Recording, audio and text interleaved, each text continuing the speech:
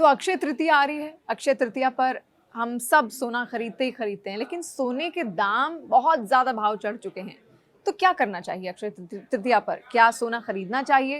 क्योंकि अगर खरीदेंगे तो देखिए आपकी जेब तो खाली होगी होगी। हालांकि आपको फायदा जरूर होगा, लेकिन उससे पहले अब हर व्यक्ति इस वक्त यही सोच रहा है कि क्या खरीदें क्या ना खरीदें। तो यही आज हम जानेंगे। और अक्षय तृतीया आखिर है क्या? डॉक्टर वाई राकी जी इस वक्त हमारे साथ मौजूद हैं, जानी मानी ज्योतिषाचार्य हैं। सबसे पहले राकी जी आपसे यही जानेंगे कि है क्या अक्षय तृतीया? अगर आपकी भाषा में कहूँ और देखने वालों की भाषा में कहूँ तो गर्मियों का, अगर हम कहें कि हम दिवाली पर बहुत भाव से लक्ष्मी जी की पूजा करते हैं और हम धनतेरस बनाते हैं, तो ये गर्मियों का धनतेरस है। इसमें जो सूर्य होता है वो अपनी उच्च राशि में होता है, चंद्रमा बहुत अच्छी राशि में होता है, वृषभ राशि में, और ये तृतीया तीसरी तिथि पर मनाया जाता है। और इस दिन हम जो भी काम करते हैं उसका कभी भी क्षय नहीं होता। मैं आपकी आम भाषा में बताऊं तो वो काम कभी ख़त्म नहीं होता। अगर आप बुरा काम करेंगे तो वो भी कभी ख़त्म नहीं होगा, और अच्छा काम करेंगे तो वो कई करोड़ गुना होकर आपको फल देगा। यानी कि तप, जप, दान, पूजा, शॉपिंग, जो मर्जी कीजिए। यानी कि अगर आप शॉपिंग वगैरह की प्लानिंग कर रहे हैं तो आप कर सकते हैं। लेकिन इस बार जैसे हम सोना बहुत खरीदते हैं अक्षय तृतीया पर, ऐसा क्यों माना जाता है कि सोना ज़रूर खरीदना चाहिए? देखिए, हमारे जो बुज़ुर्ग थे ना, भारत एक सोने की चिड़िया था। तो हमारे यहाँ पर कह दिया जाता था कि औरतों को, लड़की को शादी में सोना कितना दिया जाएगा, कहाँ रखेगी, कैसे करेगी। अरे उसके घर वालों ने तो उसे आधा किलो सोना दिया, 4 किलो सोना दिया। तो सोना एक बहुत महत्वपूर्ण चीज़ हमारे यहाँ मानी जाती थी। तो उसी ज़माने से ये बात बोली गई है कि सोना ही एक ऐसा है जो अभी भी काम आता है। अच्छा देखिए, आप इतनी छोटी से इतनी बड़ी हो गई, मैं इतने छोटे से जो है इतनी बड़ी और बुज़ुर्ग होने की तरफ चल रही हूँ अपनी इस जर्नी के अंदर। तो हमने एक ही चीज़ के दाम बढ़ते देखे हैं, सोने के या प्रॉपर्टी के। ठीक है, प्रॉपर्टी फिर भी कहीं आके रुक जाती है, पर सोना कहीं पर भी आके रुकने का नाम नहीं ले रहा। और अगर आज आपने सोना 2 रुपये का लिया है तो ये तो निश्चित है कि कल आप उसे 4 का बेचती हैं, है ना। प्रॉपर्टी आपने 2 रुपये की लिया तो आप 6 की बेच देंगी, 10 की बेच देंगे, लेकिन सोने में डबल ट्रिपल हो रहे हैं चीज़ें। अब देखिए, आज से कुछ साल पहले 14,000, 5,000, 3,000 सोना था, 36,000, 37,000 था, अब लाख क्रॉस कर रहा है। तो ये जो रीज़न है ना, सोना एक ऐसी चीज़ है जो आपके बुरे वक्त में काम आता है, और हमारे बड़े बुजुर्ग कहते हैं कि सोने पे इन्वेस्ट करो। मतलब एक तरीके से कह सकते हैं कि हाँ, वही इन्वेस्टमेंट के लिए वो प्रेरित करते थे, आपको प्रोत्साहित करते थे कि आप इसको खरीद लीजिए, काम आएगा। हाँ काम आएगा।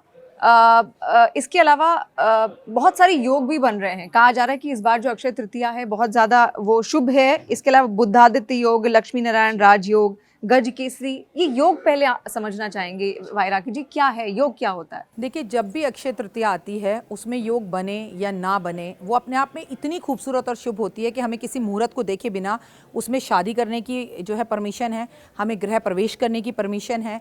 हम चाहें तो इस टाइम पर बच्चे का मुंडन करा सकते हैं, सगाई कर सकते हैं, मंगनी कर सकते हैं। अब आपने योग की बात करी तो मैं आपको बता दूं कि इस बार जो योग बन रहे हैं अक्षय तृतीया पर, वो सूर्य जो है वो अपनी उच्च राशि मेष राशि में है, जो कि बहुत अच्छा है।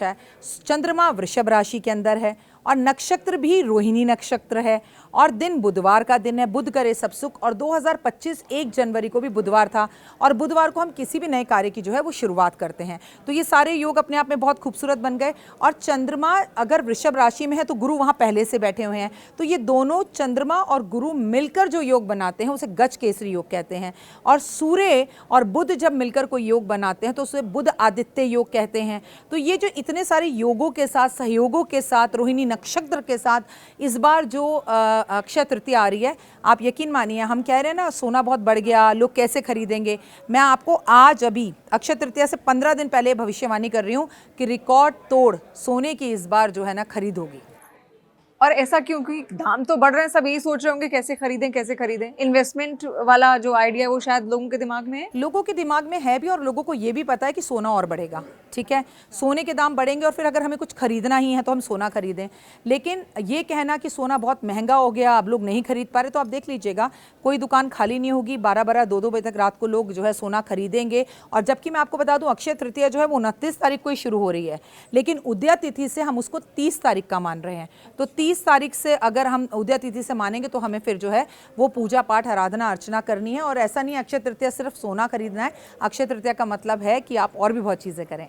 अच्छा, ये मैं जानना चाहूँगी और क्या क्या किया जा सकता है, लेकिन इससे पहले वाई राकी जी मैं जानना चाहूँगी, सोने के भाव इतने ज्यादा क्यों बढ़ रहे हैं? मतलब ज्योतिष में क्या इसको लेकर कोई कारण है, कोई वजह है सोने के भाव बढ़ने को लेकर? देखिए 2025 जनवरी में जब मैं आपके चैनल पर आई थी तो मैंने भविष्यवाणी की थी आपकी शो में कि सोना जो है इस बार 1 लाख पार करेगा और दिसंबर तक 1,25,30 मतलब हो सकता है 1.5 लाख भी पार कर जाए।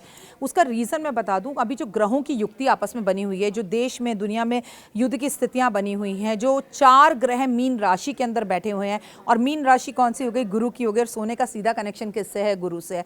तो सोना आज बढ़ रहा है, नहीं ऐसा सोना बढ़ता ही चला जाएगा और आगे भी और बढ़ेगा। तो अगर कोई पूछे सोने में इन्वेस्टमेंट तो मैं बता दूं अक्षय तृतीया के बाद सोना एकदम से गिरता दिखेगा, लेकिन आप बिल्कुल ना डरें, फिर बढ़ेगा।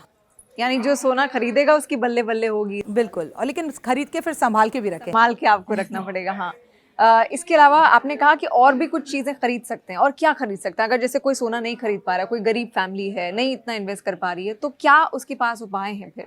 देखिए शब्दों को बदलते हैं। आप गरीब हैं इसलिए आप सोना नहीं खरीद पा रहे, बिल्कुल ऐसा नहीं। आप सोना खरीद सकते हैं अगर आपकी सोना खरीदने की नियत हो, लेकिन आप करोड़पति हो, अरबोपति हो और उस दिन जाकर आप 1 किलो सोना भी खरीद सकते हो, तो भी आपको कुछ चीज़ें खरीदनी अनिवार्य हैं।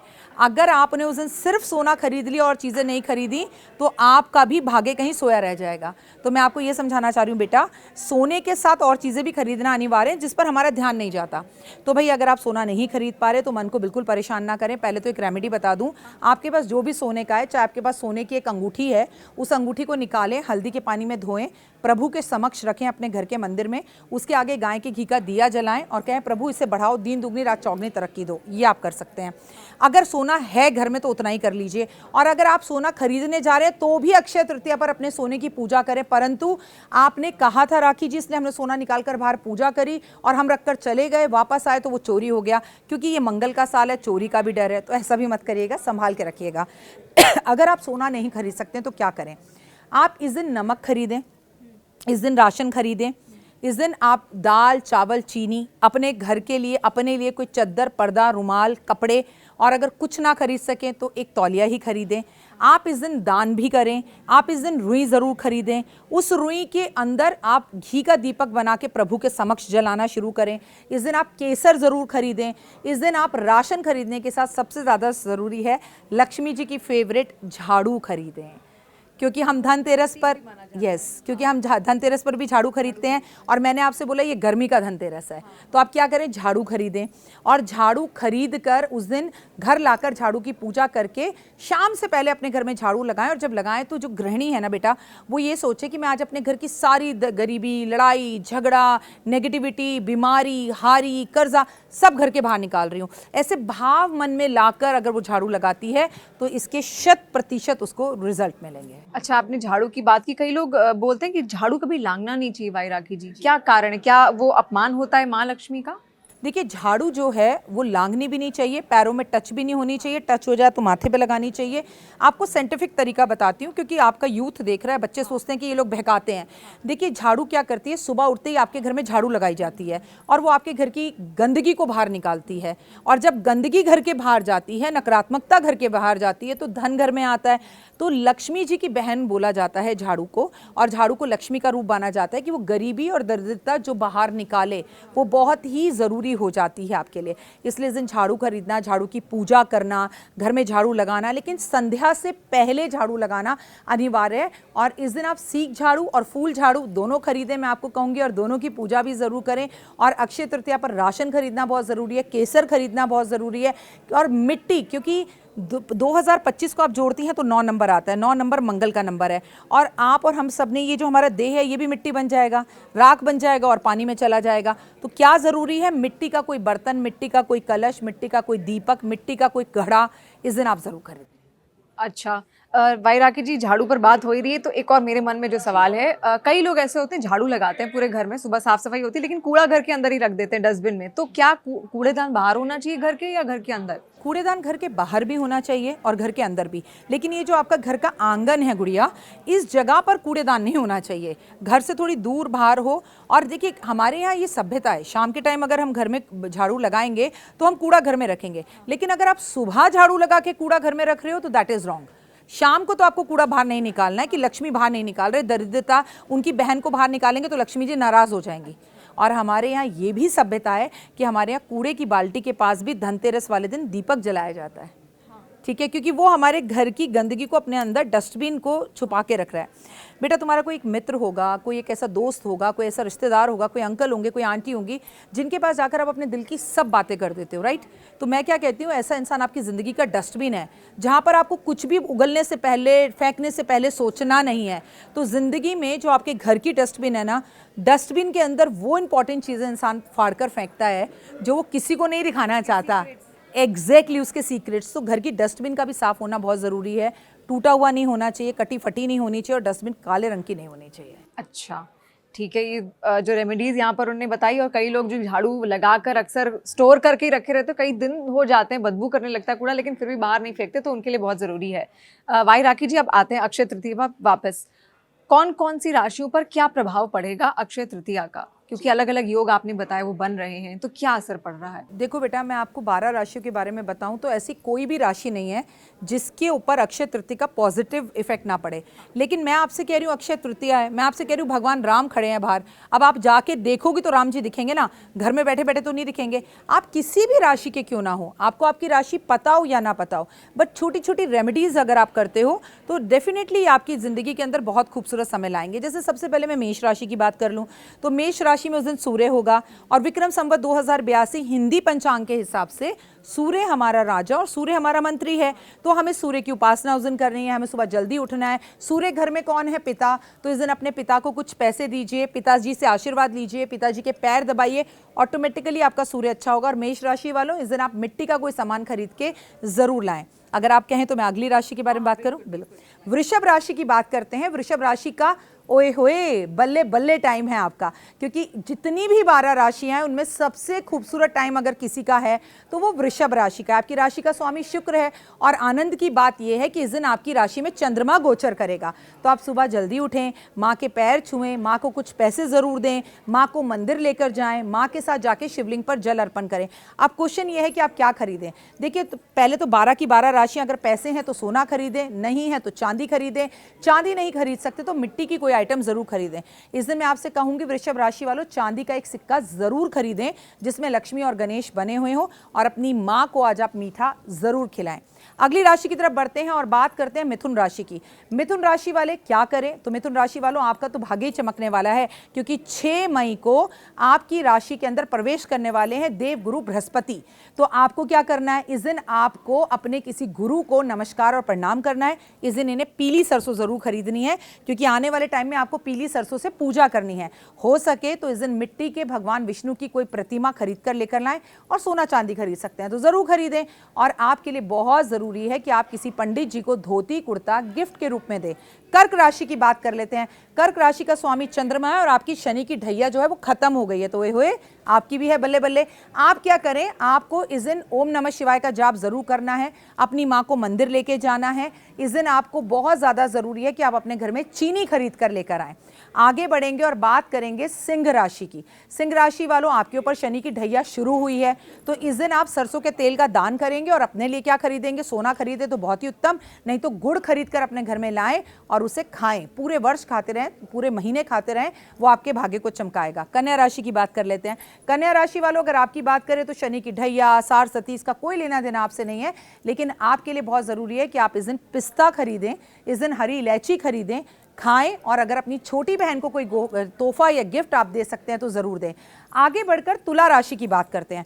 तुला राशि वालों, मैं आपसे यहाँ एक बात कहना चाहूंगी कि वृषभ राशि के बाद अगर किसी भी राशि का समय ओए होए है तो वो आप हैं, यानी कि आपकी है बल्ले बल्ले। आपको क्या करना है? आपको अक्षय तृतीया वाले दिन नमक खरीदना है और नमक का दान भी करना है। अगर यथासंभव हो सके तो इस दिन आप अपनी पत्नी को डायमंड दिलाएं, और अगर नहीं दिला सकते तो कम से कम आप उनको अमेरिकन डायमंड तो दिला ही दीजिए। आगे बढ़कर वृश्चिक राशि की बात करते हैं। आपके ऊपर शनि की ढैया खत्म हो चुकी है, लेकिन आपके जीवन साथी के साथ आपके झगड़े बहुत होने वाले हैं। तो आप क्या करें? इस दिन अक्षय तृतीया वाले दिन किसी भी मंदिर में जाके गुप्त रूप से जाकर लाल दाल और गुड़ मंदिर में रखकर आ जाएं। अपने लिए क्या खरीदें? तो आप इसलिए अपने आज के दिन अपने लिए परफ्यूम खरीदें, और वो भी गुलाब का। तो आपके जीवन में सुगंध आएगी और आपके रिश्ते खराब नहीं होंगे। धनु राशि। धनु राशि पे शनि की जो सारसती है वो शुरू हुई है, मतलब ढैया जो है वो शुरू हुई है। अब आपको क्या करना है, आप किसी पंडित जी के मंदिर में जाकर किसी पंडित जी को केसर का दान करें, आप पीले चंदन का दान करें, और इस दिन आपको हल्दी, गुड़ और सबसे बड़ी बात चने की दाल अपने घर के लिए ज़रूर खरीदनी चाहिए। आगे बढ़ते हैं और मकर राशि की बात करते हैं। मकर राशि वालों, शनि की सारसती खत्म हो चुकी है, आपका गोल्डन टाइम है, आपको किसी की नज़र ना लगे। इस दिन आपको क्या करना है, इस दिन आपको घी खरीदना है, सरसों का तेल खरीदना है और यही दोनों चीज़ें दान करनी है। कुंभ राशि की अगर मैं बात करूं तो शनि की सारसती आपके ऊपर चल रही है। आपको क्या करना है, इस दिन निश्चित ही रूप से किसी शिव मंदिर में जाकर 5 किलो सरसों का तेल दान कर आएं। ना कर आ सकें तो 500 ग्राम ही कर आएं, आधा किलो ही कर आएं, it is more than enough. इस दिन आप काले कपड़ों का दान करें और क्या खरीदें, अपने लिए एक छतरी खरीदें और काले रंग की खरीदें और उसे टाइम टाइम पर इस्तेमाल करें। आखिरी राशि मीन राशि, जिस पर सभी ग्रहों का गोचर हो रखा है और जो बहुत डरे हुए हैं मीन राशि वाले, बिल्कुल ना डरें। आपको क्या एक छोटा सा उपाय करना है, माता पिता की सेवा करनी है, किसी धार्मिक स्थान पर जाएं, सोना चांदी जो खरीद सकते हैं खरीदें, लेकिन अत्यधिक जरूरी है आपके लिए कि आप इस दिन मोर पंख और रुई जरूर खरीदें। ये तो आपने बताया कि किस राशि को कैसे क्या खरीदना है। कई बार वाई राखी जी, जैसे आपने बताया कि क्या खरीदना चाहिए अक्षय तृतीया के दिन, क्या नहीं खरीदना चाहिए, कई लोग कई जो गलतियां करते हो आज तक, वो क्या सामान है, क्या ऐसी वस्तुएं हैं? देखिए, बहुत मजबूरी हो, किसी का एक्सीडेंट हो गया हो, कोई बहुत ज़्यादा समस्या में हो और कोई विकल्प ना हो तो आप पैसा उधार दें, अन्यथा अक्षय तृतीया पर पैसा उधार नहीं देना चाहिए। अक्षय तृतीया पर अपनी गाड़ी किसी को नहीं देनी चाहिए। अक्षय तृतीया पे काले नीले कपड़े नहीं पहनने चाहिए। अक्षय तृतीया पे लहसुन प्याज नॉनवेज नहीं खरीदना चाहिए, नहीं खाना चाहिए। अक्षय तृतीया पर आपको किसी भी तरह से शराब का ग्रहण या किसी भी तरह की ऐसी ड्रिंक्स का, चाहे उसमें बियर हो, विस्की हो, वाइन हो, ये सब आपको नहीं पीना चाहिए और इस दिन आपको खरीदना भी नहीं चाहिए, क्योंकि इसका क्षय नहीं होगा। आप इस दिन खरीदेंगे तो खरीदते ही जाएंगे, खरीदते जाएंगे। उल्टा मैं तो कहूँगी कि इस दिन आप ये संकल्प लें कि आप ये चीज़ छोड़ने की कोशिश करेंगे। अगर आप गुटखा खाते हैं, सुपारी खाते हैं, तो इस दिन ना खरीदें, ना खाएं।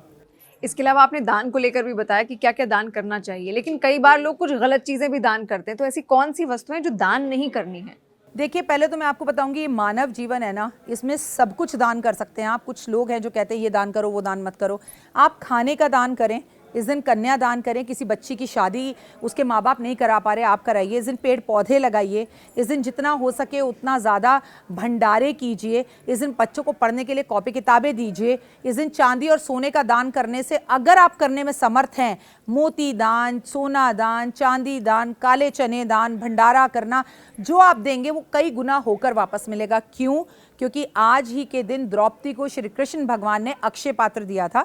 वो द्रौपदी के पास पहुंचे और बोले मुझे भूख लगी है, खाने को कुछ दो। तो द्रौपदी बड़ी संकोचित हो रही थी कि घर में तो कुछ खाने को ही नहीं है, कुटिया में मैं क्या दूं। तो वो एक अक्षत यानी कि एक पात्र, एक कटोरा लेकर आई, उसमें एक चावल था। भगवान ने वो खाया और बोले आह, मेरे को तो तृप्ति हो गई, अब कई महीनों तक मुझे भूख नहीं लगेगी। और उन्होंने कहा मैं तुम्हें वरदान देता हूँ, ये आज से अक्षय पात्र है, तुम जब जब जितना भोजन मांगोगी ये उतना ही भोजन बनाता कर तुम्हें देता रहेगा। उसी दिन अक्षय तृतीया थी, इसलिए इसे अक्षय तृतीया के नाम से भी माना जाता है। यानी कि खुद भगवान का वरदान है, किसी भूखे को आज खाना खिलाओगे तो तुम्हारी 7 पुश्तें भी भूखी नहीं मरेंगी।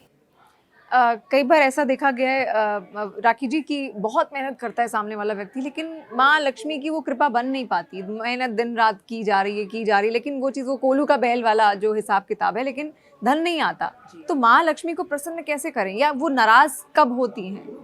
ये आपका सवाल अच्छा है, वो नाराज़ कब होती हैं? जब आप जिस ऑफिस में काम करते हैं उसी ऑफिस में ब्रेक में आप ये बोलते हैं अब यहाँ वो बात नहीं रही, मुझे ये जगह छोड़नी है, यहाँ के लोग घटिया हैं, यहाँ का बॉस अच्छा नहीं है, मुझे यहाँ पर एंजाइटी होती है। तो जिस थाली में आप खा रहे हैं उसी थाली में आप छेद कर रहे हैं, जबकि वो जगह एक ऐसी जगह है जिस ऑफिस में आप रोज़ जाते हैं तो आपको मस्तक जो है सर पर वहाँ की धूल लगानी चाहिए कि मैं अकेला आता हूँ लेकिन मेरे घर के 4 लोगों का यहाँ पर पेट भरता है। जब आप स्त्री का अपमान करते हैं और जब स्त्री पुरुष का अपमान करती है, ऐसा नहीं है कि हमने ही ठेका ले रखा है कि बस पुरुष ही हमारा सम्मान करे, शक्ति को भी शिव का सम्मान करना चाहिए, आपकी पत्नी को भी पति का उतना ही सम्मान करना चाहिए। जब आपकी पत्नी 24 घंटे आपके ऑफिस जाने के बाद अपनी बहनों को, अपनी माँ को पीछे से आपकी निंदा बुराइयां करती रहेगी, अपनी सास की बुराई करती रहेगी, ऐसे घर में लक्ष्मी नहीं आती। देखिए, जीवन वहीं बिताना है, उन्हीं के साथ रहना है। अब उनकी निंदा कर कर या उनकी बड़ाई कर कर आप बढ़ाएं। जब आप नाखून खाते रहते हैं, आप पैर हिलाते रहते हैं, कान में उंगली देते रहते हैं, तो तो लक्ष्मी नाराज होती है। जब आपका घर गंदा रहता है, जब एक ही वस्त्र को आप 4-4 दिन तक पहनते हैं, आप 12-12 बजे सोकर उठते हैं, आप नहाते नहीं हैं, आप नहाने में संकोच करते हैं, किसी के पैसे ले लेते हैं, उसे पैसे वापस नहीं करते हैं, या किसी से जेलस होते हैं कि भाई ये व्यक्ति क्यों इतना आगे बढ़ रहा है, मेरे पास तो स्कूटी है और ये गाड़ी में क्यों जा रहा है, तो लक्ष्मी नाराज होती है। हम ऐसा भी तो कर सकते हैं कि वाह यार तूने गाड़ी ले ली, तुझे देख के मुझे बड़ा अच्छा लगा, मैं भी जल्दी लूंगा, लेकिन अब वो वाली स्थितियां नहीं रही, तो इससे लक्ष्मी नाराज होती है। लक्ष्मी नाराज होती है, लक्ष्मी को पसंद है सुबह जल्दी उठना, लक्ष्मी को पसंद है मेहनत करना। नाराजगी, शिकायतें और हर टाइम पे खींचातानी और सामने वाले में कमियां निकालने वाले के घर में लक्ष्मी कभी नहीं आती। और जिस घर में पत्नी कलेशी होती है, पति कलेशी होता है, उस घर में लक्ष्मी कभी नहीं आती।